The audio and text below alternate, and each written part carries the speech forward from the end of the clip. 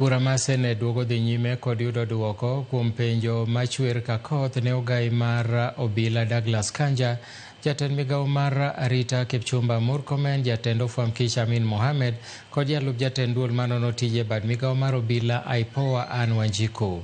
E kinde twak no, duol mar IPOA oyango nyinge mag obila manomako Mosenindo Albert Ojwang, moting'o Sajni Segei, Sajni Wesley Korir, Commissioner mar obila Dins Kenyoni kaachiel kod nyawadgi Boniface Rapudo. Senet duogo dhi nyime kod nono nek mar Albert Ojwang.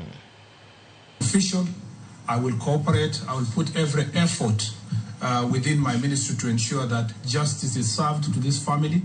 And Mr. Speaker, that those who were involved in this action, Mr. Speaker, will be punished severely so that it becomes an example that, Mr. Speaker, such an act should not happen within a police custody.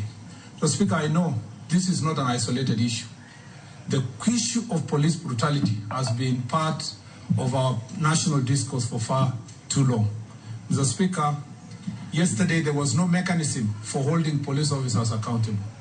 But Mr. Speaker, a few years ago, with the enactment of the new constitution and the establishment of institutions of accountability, Mr. Speaker, we now have a mechanism of holding police officers into account.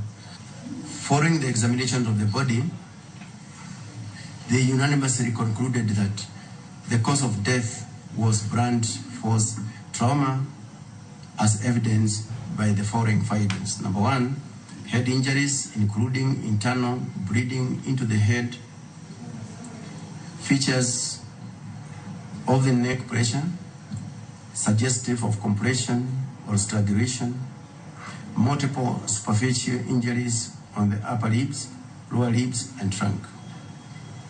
The postmortem was witnessed and documented by the officers from the Independent Policing Oversight Authority, IPOA, the homicide team from the DCI, and the DCI forensic experts. Investigations into the matter remains ongoing under the direction of IPOA.